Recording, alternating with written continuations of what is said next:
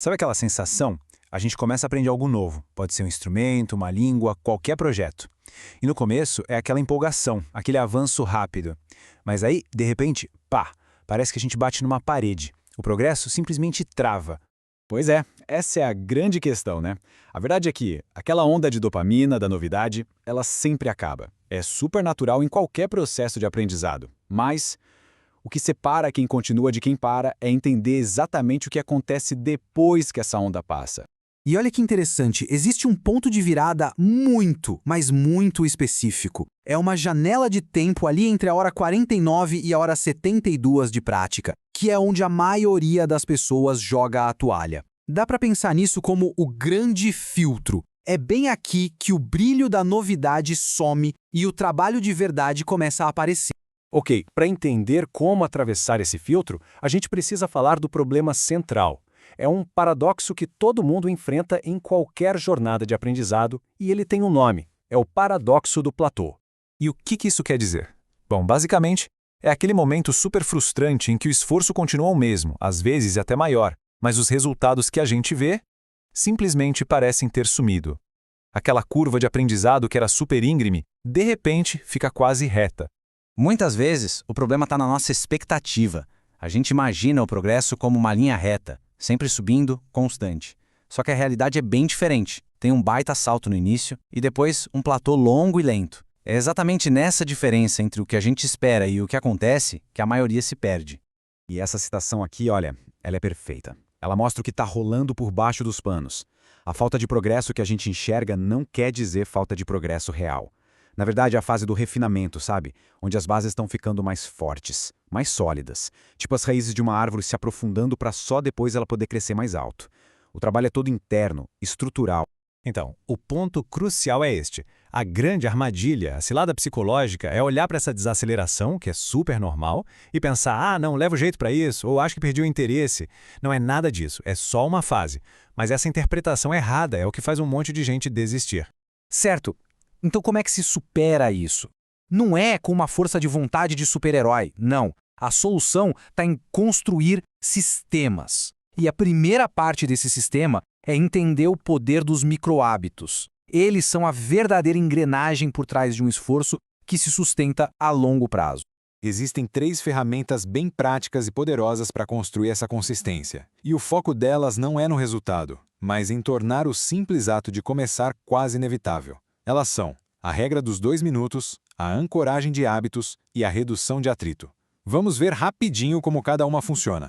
Primeiro, a regra dos 2 minutos. A ideia aqui é genial de tão simples. Quando a prática parece pesada demais, o compromisso é de só 2 minutos. O objetivo não é fazer uma sessão incrível, é só aparecer, é estar presente. Começar é a parte mais difícil, e essa regra torna o início quase sem esforço nenhum. A segunda ferramenta é a ancoragem de hábitos. A ideia é grudar a nova prática em algo que já faz parte da rotina. Por exemplo, assim que eu fechar o notebook do trabalho, que é a âncora, eu vou praticar 15 minutos do meu novo curso, que é o microhábito. Essa conexão meio que automatiza a decisão, sabe? Tira a necessidade de ficar dependendo de força de vontade. E por último, a redução de atrito. O nosso ambiente tem um poder gigantesco sobre as nossas ações. A ideia aqui é deixar o começo da prática o mais fácil possível. Quer aprender a tocar um instrumento? Deixa ele fora da capa, no meio da sala, visível.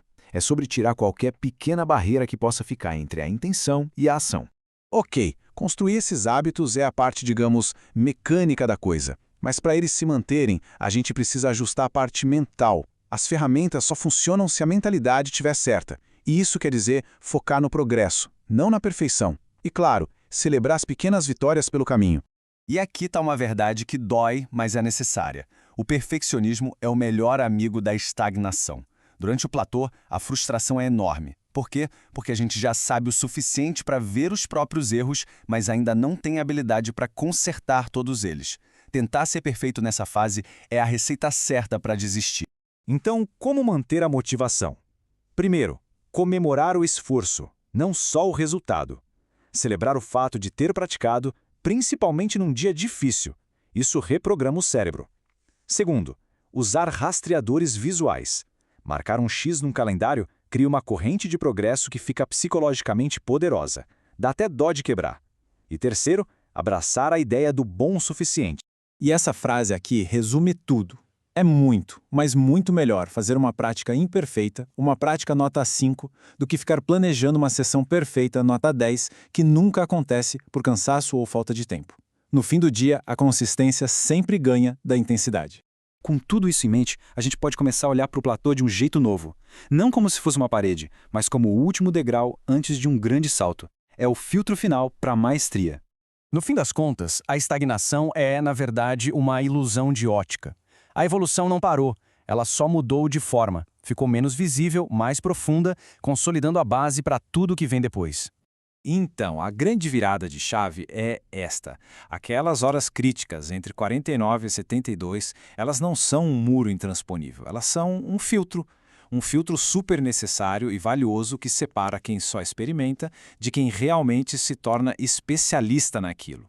Atravessar esse filtro é o verdadeiro rito de passagem. E para fechar, fica a provocação. Com essas ferramentas e essa nova perspectiva, qual platô está aí agora esperando para ser superado?